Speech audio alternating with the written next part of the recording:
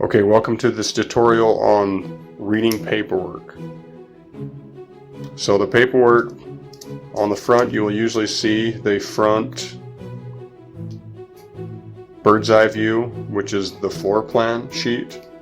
This basically includes all the basic material of the job, including the job name, which is right here.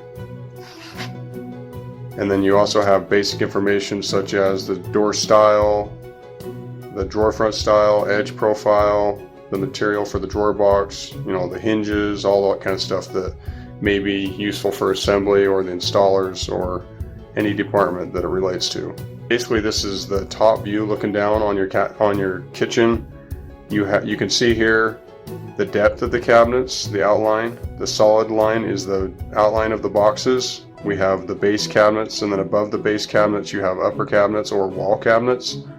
So a base cabinet is going to be labeled with a B, and then as you can see here we have wall cabinets above the base cabinets, and you can see that the wall cabinets aren't as deep as the base cabinets. Base cabinet would go out to here. They're usually 24 inches deep. Wall cabinets would be 12 inches deep, and they're not quite as tall. So as far as reading your cabinets themselves and what all the different symbols mean on this sheet, you can see there's dotted lines here. These dotted lines are the countertop boundaries. So we've got an island countertop. You can also see the dotted lines here for the countertop in the kitchen, and also a countertop here. And then we have, as far as individual cabinets, you have the cabinet number. So you can see this one is cabinet number 2, number 3, number 4, number 5, number 6, 7, and so forth. So you also have the details of the cabinet. So this right here would be a wall cabinet, and as you read the numbers, the first set of numbers is the width of the cabinet, the second set of numbers is the height of the cabinet, and the third set of numbers is the depth of the cabinet. So in this example we have a wall cabinet that is 37 inches wide by 24 inches tall by 24 inches deep. Here we have a base cabinet that is 32 inches wide by 35 inches tall by 12 inches deep. We have here an R end, which is a right end. Here we have TF, or a tall filler, and we have base filler, BF. So if you see a F, that's what F refers to as a filler. An end represents a filler that is on the end, so it means that it needs a side attached to it to cover the side of the cabinet. Because if you were to look at this cabinet from the side, you wouldn't want to see the cabinet box. You would need a right end filler there that a finished side could attach to cover that box. And you can see here the sink is represented. You also have a representation of a doorway, so you know where the doors are. And you would also, on some jobs, you can also see something similar to this. It would be in the wall, which would represent a window. We'll see if we have an example of that here.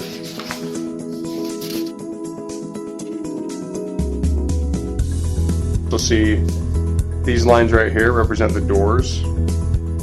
And if you see lines like this, multiple lines going down from bigger to smaller, that represents drawers. You can also see the length of the walls. So if you're ever going into the home and you're wondering, is this the correct job, you can look at the wall layout. You can see here that we have a wall here, and then a doorway, and then a wall here. And you can see the total measurements of the wall as represented here. Now, as you go through the paperwork, you'll see what is referred to as the elevation drawing. So this also includes the job name. So here you can see we have the cabinet number, which is below. It is shown below. So cabinet number 5, 6, 7, 8, 9, 10. So if you're ever trying to reference a cabinet and you want to go straight to the picture of it, you can, looking at your stickers or things like that, you can see the cabinet number and you can go directly to the elevation and look at the cabinet number and you can get some information on it. We have our, you can see here, the wall cabinets hung up on the wall, and you can also see your base cabinets down below. You can see that there's a countertop here, and we can see whether it's a drawer, whether it's got drawers or doors. We have 2 doors here and a drawer. We have 3 drawers. 3 drawers. Here we have a false drawer front. You can see if the job has handles. These dotted lines right here mean that there are shelves inside this cabinet.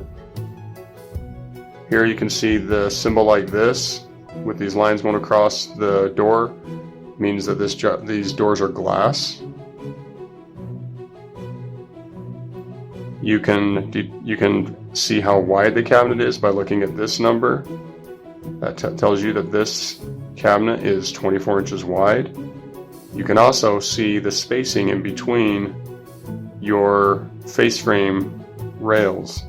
So behind these drawers, you would have this face frame style would be go through here. You'd have your rails on the face frame that these drawers go on, and this spacing right here is in between these 2 rails. So 5 1/4 inch spacing in between the rails on this face frame. You can see that's 5 1/4. Here you'd have a 10-inch space in between the rails on the face frame, and a 10-inch space here.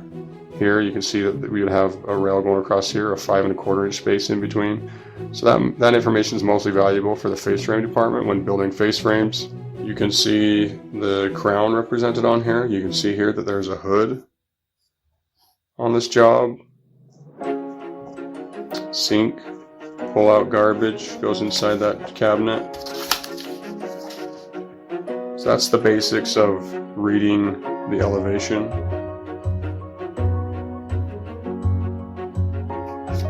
Now, some of the value of being able to read the floor plan and the elevation is you can see if things are going to be hidden.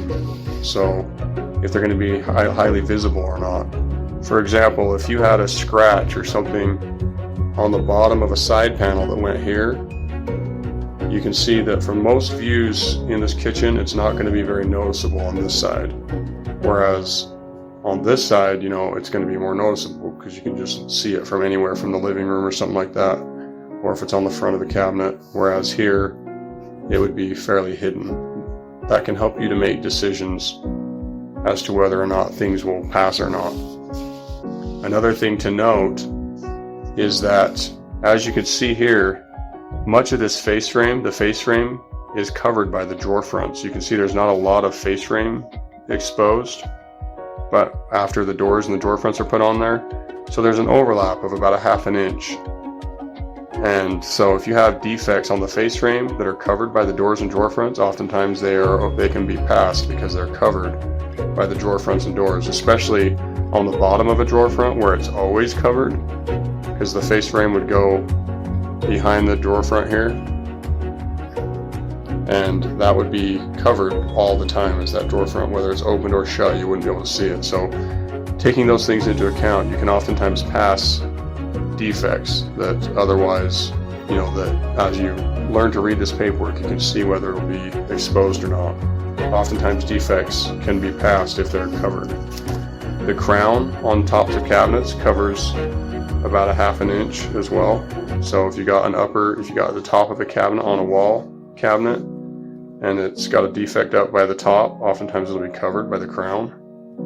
So on here we can see, understanding how cabinets work, you know that if you had a defect on the side of the skin on this cabinet, you would know that you have a 12-inch deep upper cabinet here, cabinet number 12. If I go to this sheet and I can see cabinet number 12 and cabinet number 6, there's cabinet number 6 and cabinet number 12. I can see that this 12 inches of this upper cabinet on the right side will be covered by this cabinet, and about 24 inches of the bottom up to 35 inches tall will be covered as well. So if I had a defect on this skin and it was within those areas, I could pass it no problem because it's covered. On this elevation, we can also see the width of the rails of the face frame. So this would have a 1.5 inch bottom rail, a 1 3/8 inch middle rail, and a 1.5 inch top rail. So this face frame is behind the cabinet and it looks like this. If I was to take the doors off,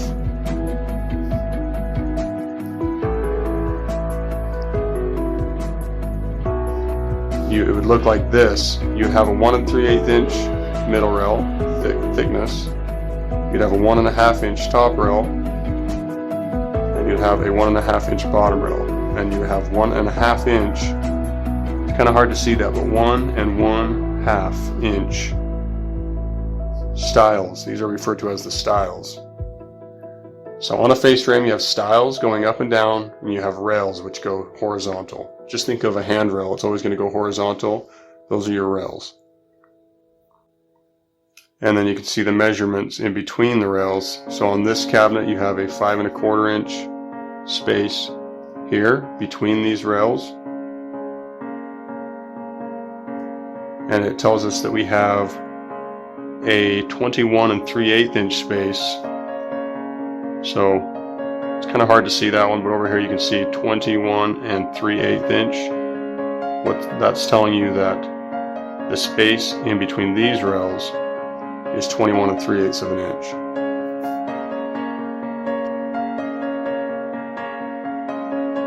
You can also see what kind of handles they get, whether it gets knob handles or the regular 2-screw handles, the poles.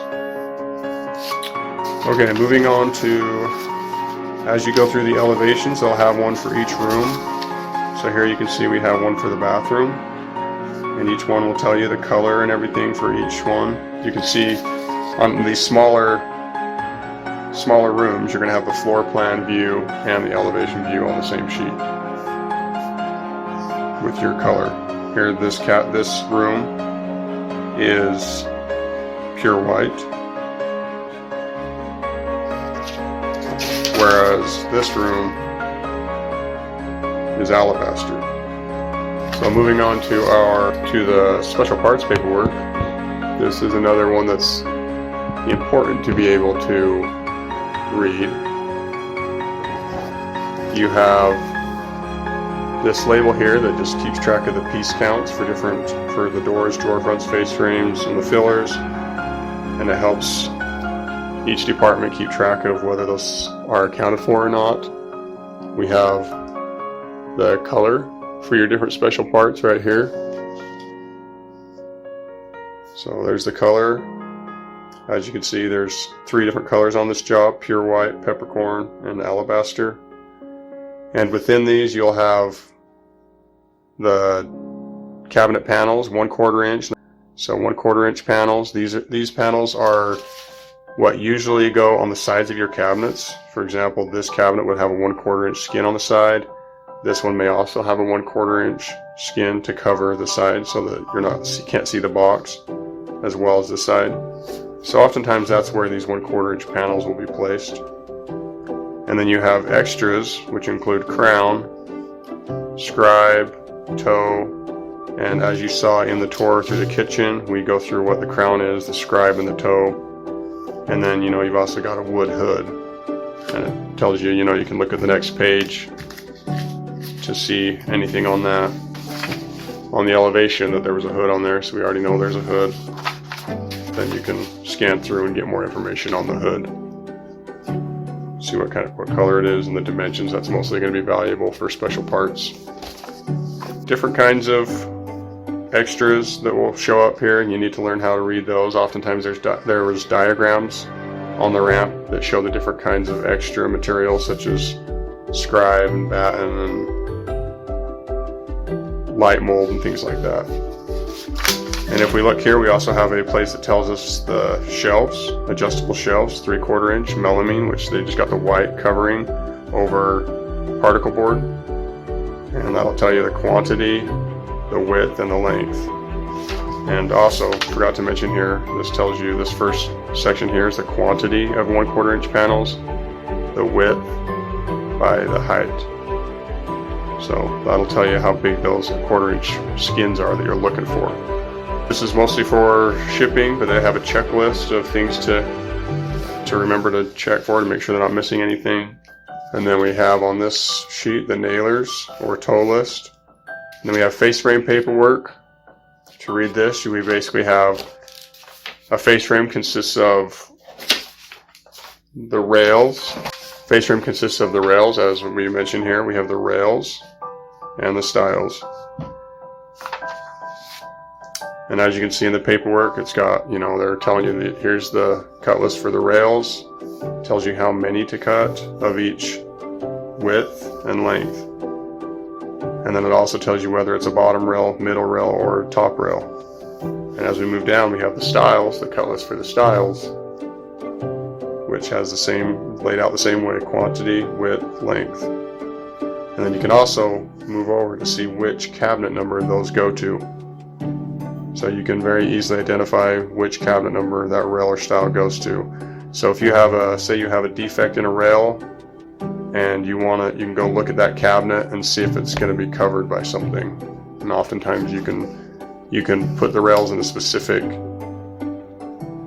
order or direction and cover a defect. For example, say I was looking at a rail for cabinet 1.6. If I go to my elevation, I can see on cabinet number 6 it's a 24-inch face frame, and the stiles are 1.5 inch thick. That equals 3 total, minus 24 equals a 21-inch rail. If I go to my 21-inch rails over here, I can see that it references cabinet 1.6. And if I have a little defect on my 1 3/8 inch middle rail here, we have cabinet number 1.6. Tells me 2 rails go to that cabinet that are 1 3/8 inch wide. Say I have a small little defect right on the top of that rail, say I've got a rail that is 1 3/8 inches wide by 21 inches long, and I have a small defect right here. If I were to face that up, then it would actually be covered by the top of the bottom of the drawer front all the time. So a small little teeny defect, I could potentially get away with it. If there was a little teeny wormhole or something maybe that didn't get filled with putty or something, and it was on the top of one of these rails where the drawer front goes over it, because the drawer front overlaps at 1/2 inch, I could potentially let that little teeny defect go because the drawer front would go over it. And whether it's shut or open, the customer will never see it, if that makes any sense. So that's kind of the value of being able to read some of this paperwork. And we also have the drawer front paperwork, slab drawer fronts. Slab means it's a solid drawer front and does not have a frame around it. Now on this job, it doesn't have any frame drawer fronts because they're HDF material, so they're cut out of a solid piece of wood with a CNC router. But if it was wood, you would also see a cut list for rails and stiles and panels for the drawer fronts and doors. Another thing to take into account is what side the hinges go on. See which side the hinges go on based on just looking at the openings here. You can see that this cabinet, you see that they're paired doors, meaning that there's 2 identical doors that go on this cabinet. One would be hinged on the left side, one would be hinged on the right side. If you find a cabinet with just 1 door, like this one would have the hinge on the left side, because if you were to be looking at it from the front, it's opening this direction, which means the hinge is on the left side. If they have paired doors, oftentimes they can be interchangeable because they're identical and they can be flipped. Another thing to note is how to tell if the job has false fronts or not. You can look at the floor plan and you can see how many lines there are underneath it. That tells you how many drawer fronts you have. So this one I can see 1, 2, 3 lines on cabinet 110. On this one I can only see 2 lines on cabinet number 8.